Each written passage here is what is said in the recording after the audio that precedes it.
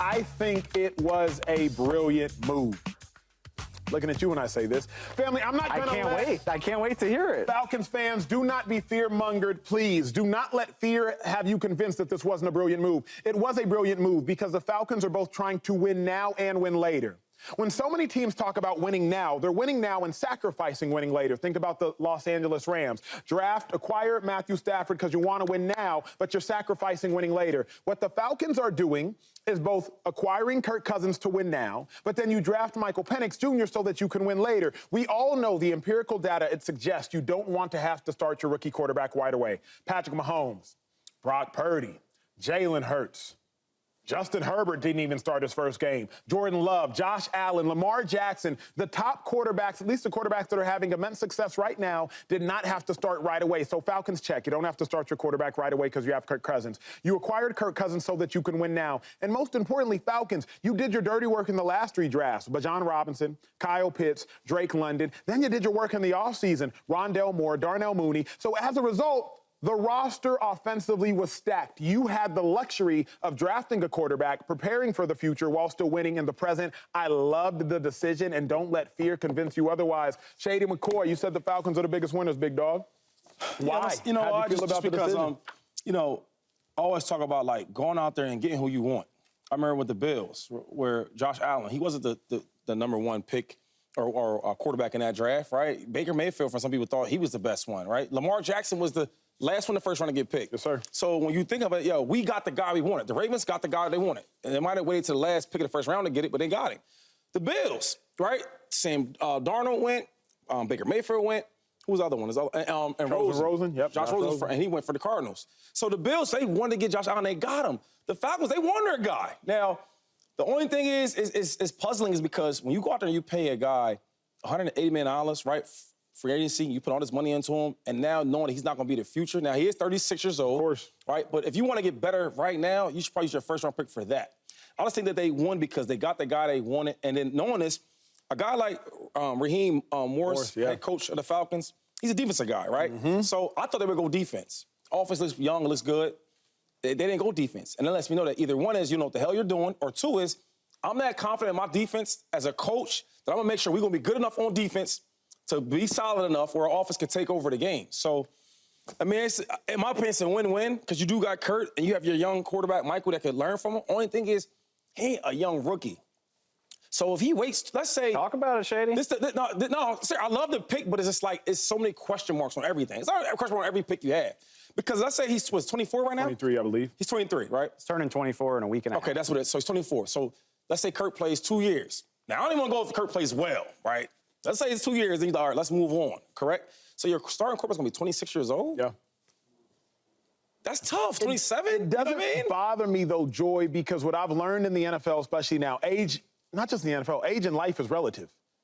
How old you are is dependent upon when you're going to die. Not to be morbid, but that's just what it is. You feel me? Like, your age is all dependent upon relativity. So if the average NFL quarterback, not the average, but the number of quarterbacks who play above the age of 35 and above the age of 38, it is exponentially increased. I have the data ahead of you so y'all can see. Look at the 7-year stretch from 2007 to 2013, 7-year stretch, the last 7 years. The number of quarterbacks that are playing well above 38, the starts well above 35, it's exponential, 40% increase. So he starts from 26. Cool. And that's if he doesn't start till he's 26. He could easily start at 25. So I have no issue with it. What if, last question, now what if Kirk balls out the second year, right? That's a great question. Right? Yeah. You got a young offensive team that's rolling, getting all his picks and all that. You talked about the year before, right? You got Pitts, you got all these guys. And he balls out in the 2 years. The fans love him, right? The team's loving him. We get good. We go to the playoffs, and we fall short. We fall this much short. Coming into the 3rd year, what you gonna do? Because when they got Jordan Love, because I heard the GM and the head coach talking about Jordan Love kind of inspired them for this move. The difference was when they got Jordan Love, right, Aaron was showing some decline a little bit. They thought he was going to decline. Like, maybe is it time for Aaron Rodgers? Mm-hmm. Well, now you go out there and you pay a dude 180, and he comes there. And if he plays well in the 2nd, 3rd year, Joey, what are you going to do? Trade Michael Penix. I mean, I hear you on the age thing, and I like this move, but, like, the NFL is a young man's game. Yeah. And of those numbers of 35 most plus, games, how many of them are winning? Because you got to take Tom Brady out because he curves everything. I actually like this move by the Falcons. I mean, I think it was mostly unexpected from everyone. The whole world. Especially Everybody. Kirk Cousins. But this is onions. Go for it. Look, also, we're talking about Kirk Cousins as if they have just acquired Aaron Rodgers or they've just acquired Tom Brady. Respectfully, Kirk Cousins has one playoff win in his 12-year career. He's 36 years old, coming off of an Achilles injury. We are assuming that Aaron Rodgers is going to come back looking like an MVP at almost 40 or 40 off of an Achilles injury. Is there any question about what Kirk Cousins is going to look like? I understand neither of these guys are Lamar Jackson, but it still requires a little bit of athletic ability to play quarterback in 2024. So this could be a question. The other part of this is, if Kirk is competent, if Kirk is just baseline what he normally is, you're not going to be picking that high in the draft. So you're not going to have an opportunity to go and get the guy that you want or that you're interested in at the top of the draft without having to move up and leverage more of your future with other picks. So if this is a guy that you were interested in, you didn't expect him to be available to you, and he is, why not bring him in the building? Now, I am on the opposite side of not playing young players right away, but if you are in the unique position that they are in, where they have Kirk Cousins, who is a competent starter who can win a playoff game and certainly put you in a position to be competitive. We all felt good about the Falcons and where they were headed this year without this move. Now you have your incumbent in the building. And really, when you look at the Kirk deal, yes, it's $180 million. Yes, it's a 4-year deal. We know this is not a 4-year deal. No one really expected Kirk Cousins to even be, I certainly didn't expect him to be there for all 4 of these years.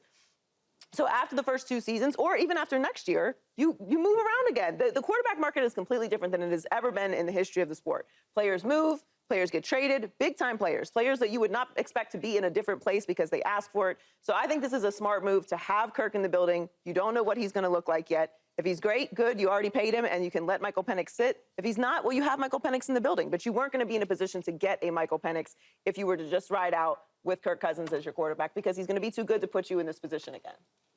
I cannot believe that I am on an island when I say I hate this decision by the Atlanta Falcons. And I want to get out in front of it and say it's nothing about or against Michael Penix Jr. He's a great young quarterback. I hope he has the chance to shove it in a lot of people's faces. Michael, wishing nothing but success for you. Wow. It's not your fault that your name was called by a team that doesn't seem to know what it wants to be. And that's my biggest problem.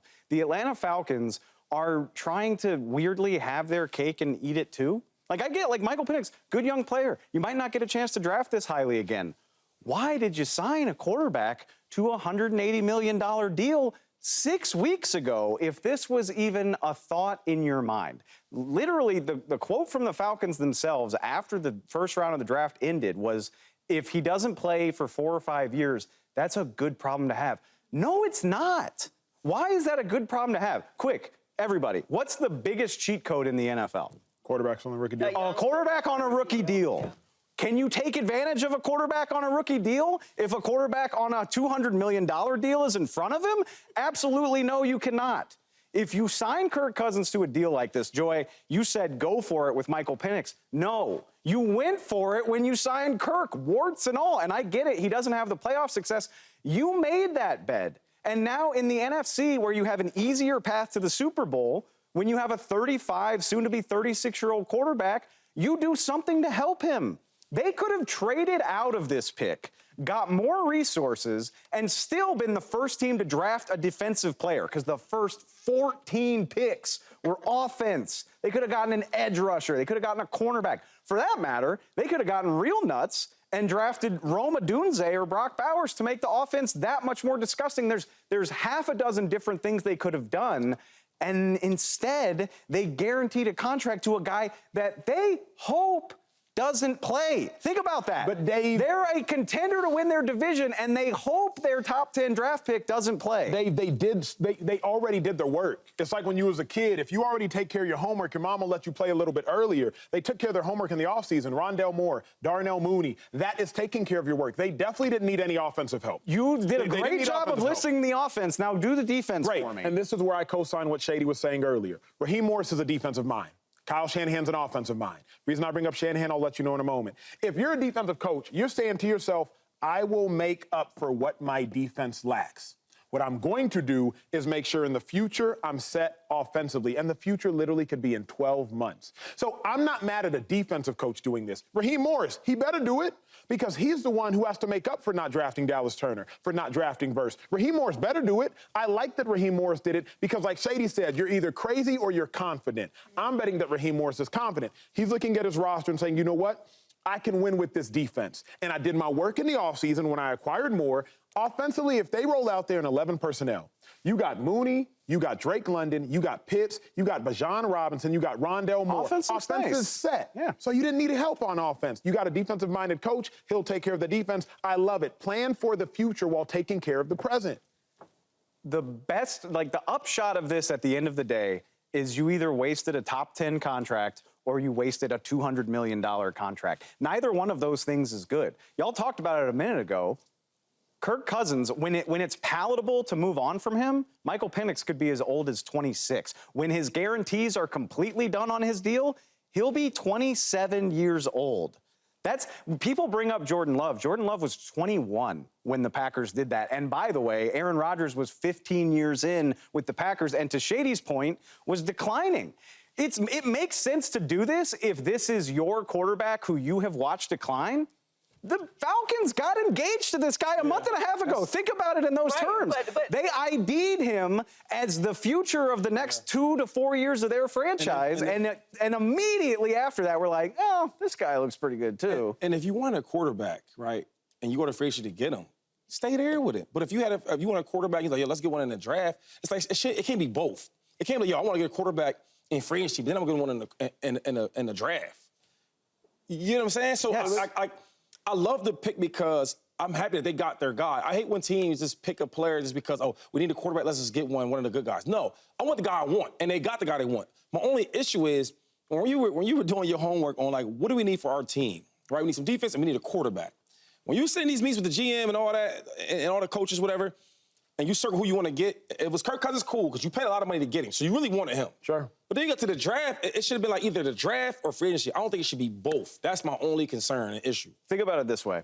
People love to say this. Brandon Beane, the general manager of the Bills, said it about Josh Allen. And yeah, we gave up a lot to get him, but who cares because it worked. Yep. Right.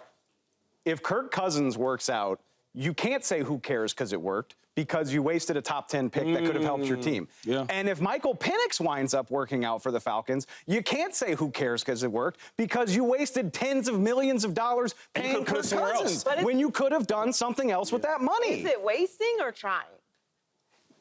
Pick a path, pick a direction, and stick to it. I don't think it makes sense to do both. I hear you, it's mixed messages, but when it comes to this position and when we look objectively at what Kirk Cousins is excellent at making a lot of money, right? He sure is. What he's not excellent at is winning playoff games, and as of recently, staying healthy. So while we all like Kirk Cousins, he is a likable starting quarterback. What are you aspiring to do with Kirk Cousins? I didn't hate this move at all. Pay Kirk Cousins, bring him in, show everyone that you're trying to win. That's what they did. Well, now you identify that you like Michael Penix Jr. Maybe they didn't expect him to be there, but Kirk Cousins isn't a long-term situation. I understand that Penix is a bit older, but even if Kirk Cousins plays 1 year and Penix sits, what's wrong with Penix playing in his sophomore season and you moving on from Kirk after that? My only argument with that would be it would cost the Falcons a lot of money to do that. $35 million to move on from Kirk next year, which is doable, but not cheap. Who want to do that? But here's my thought process, though, Dave, is because I agree with Joy on this matter. I actually think it makes the most sense to do both. You keep saying it makes no sense to do both. I think it makes the most sense to do both because if you do both, if you take care of the present while simultaneously taking care of the future, then you'll never have a valley.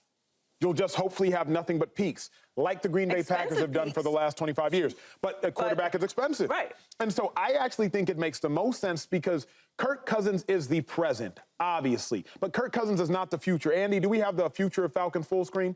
Because if we do, I want to show you all this. Think about the Atlanta Falcons' future. Michael Penix is 23. Bijan is 22. Pitts is 23. Drake is 22. Mooney's 26. Rondale's 23. That's the future of the Falcons, family. 35-year-old Kirk Cousins does not fit in that full screen, literally and figuratively. So the future of the Falcons is in phenomenal hands. That is your starting offensive skill unit for the next, hopefully, 5 years. And in the next 5 years, if Kirk takes 2 of those years, so be it. If he takes 1, so be it. I actually think that it is brilliant because Joy said this 10 minutes ago. You don't have the luxury of drafting Penix because you're not going to draft that high because you're not going to be rolling out there the quarterback from Cincinnati whose name has forgotten me right now. You're not rolling out there Taylor Heineke. You're not rolling out there Marcus Mariota. You're rolling out there Kirk Cousins who will win 9 or 10 games. Thus, you're drafting in the 20s. And Shady, lastly, I'll say this. I don't think they knew they could get Penix. Right. We were all shocked. Here's why. When the Cardinals came up, I was like, Cardinals going to trade out this joint. Of course, they're going to trade it. Wait, Cardinals took Harrison? Oh, okay. When the Chargers trade came up, Chargers about to trade out this joint. Somebody going to trade up, get a quarterback. Wait, Chargers took the O-lineman? When the Giants came up, I was like, okay, Giants will either take neighbors, like I was saying yesterday. I was like, or they'll trade back. Wait, everything went chalk. So I think the Falcons were sitting there like, wait a second, Penix is still here? And they loved Penix. I didn't like Penix in the top 10. I love Penix. They're like, yo, he's still here? Bet. I guess we'll take him then. Well, everything I've seen, they didn't have him going in the top 10. But the Falcons did. I didn't, you didn't, Joy didn't, Dave There were didn't, reports that several other teams were trying to trade into the top 10 to get him as well. Yeah, I mean, you always have to take that with a grain of salt. But I guess I understand the pick. And I love that they got the guy they wanted, but it's just, when you look at, like, the number game, I mean, we throwing the money around, it don't matter. It do matter.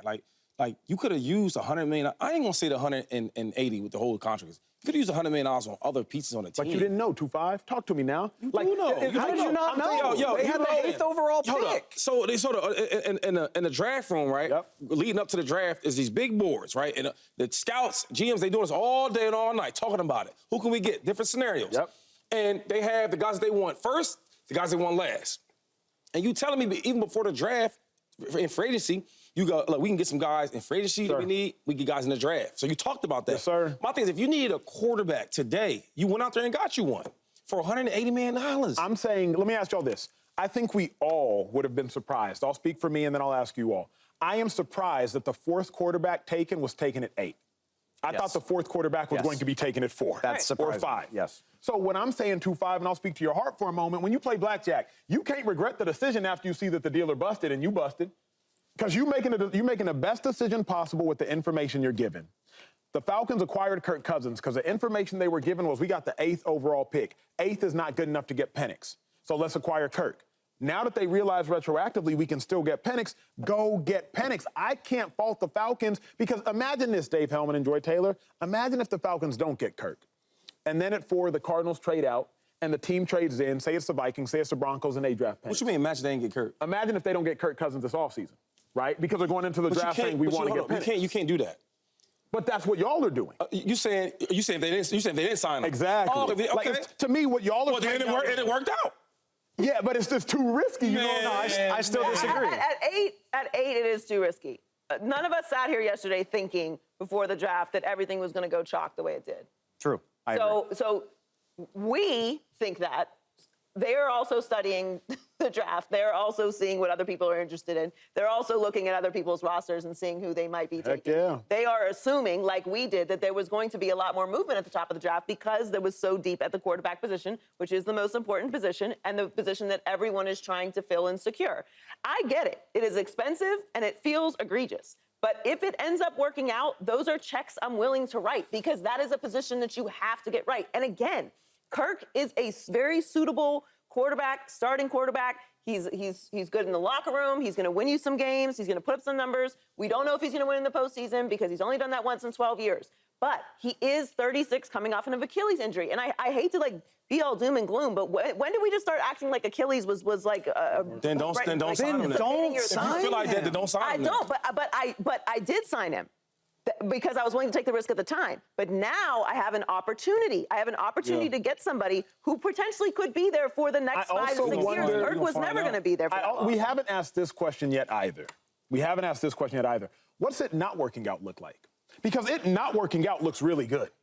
Dave, you keep presenting like the bad, which I understand because I think people who don't agree with the decision are incredibly rational. Duh, you shouldn't agree with the decision. That's low-hanging fruit. I think they're incredibly rational. But what does it not working out look like? It looks like Kirk Cousins plays well.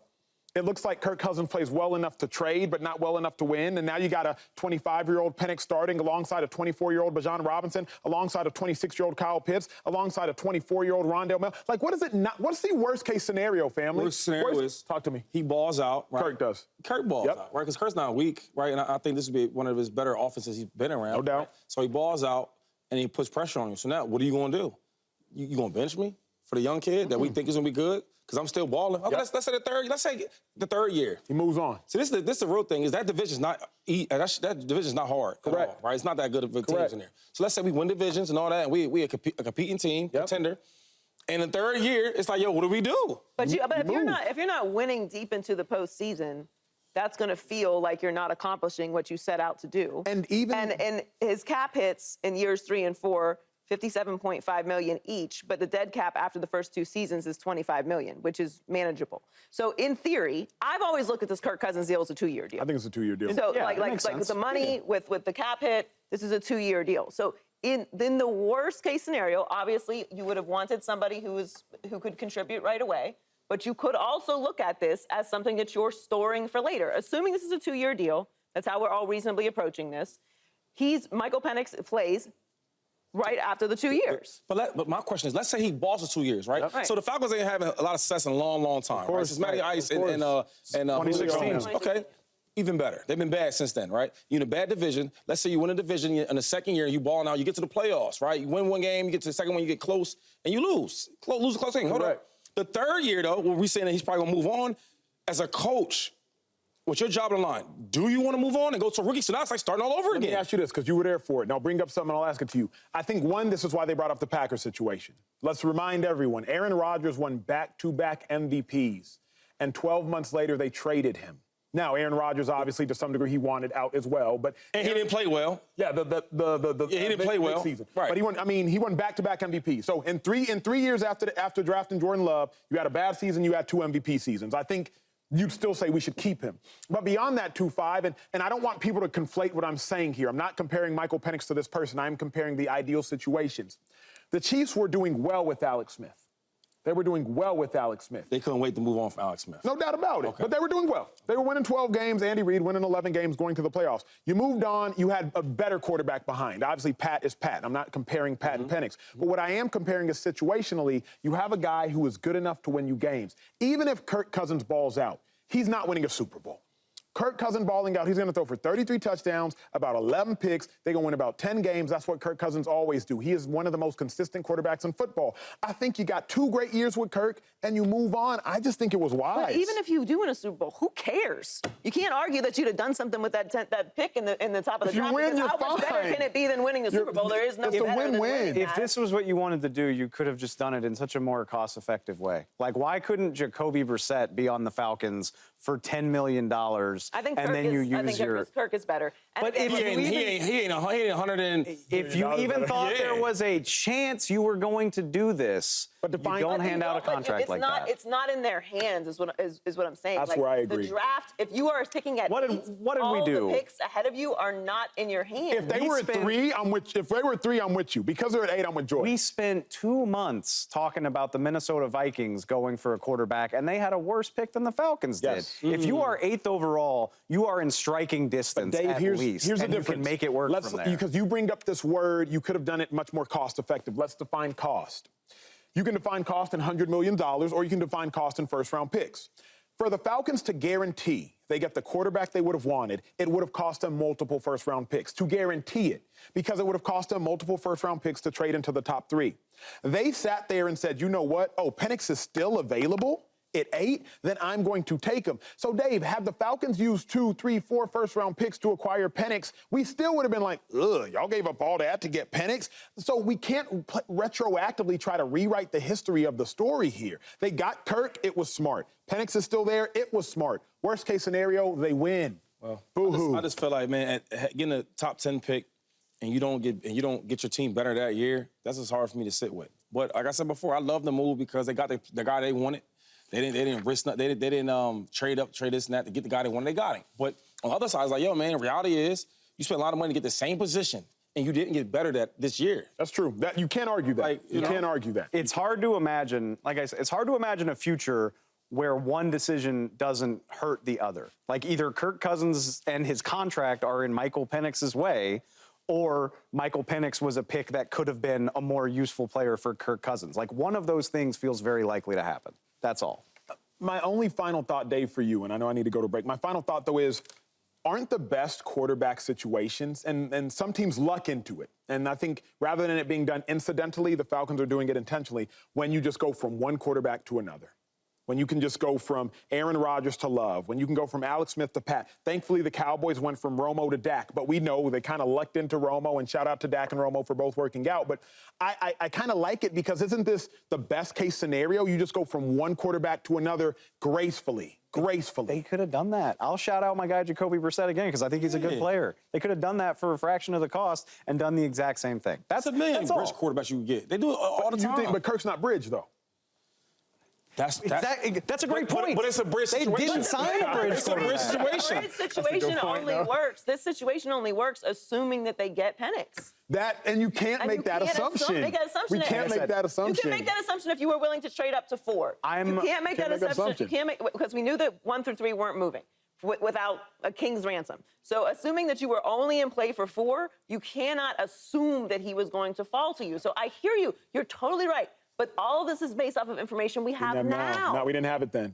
I'm rooting for Michael Penix. I will never believe that the Falcons' process to get here was sound. But hey, fair. Go kill it, That is fair. Subscribe here to get the latest from Speak, and go watch a few segments from our other shows on FS1.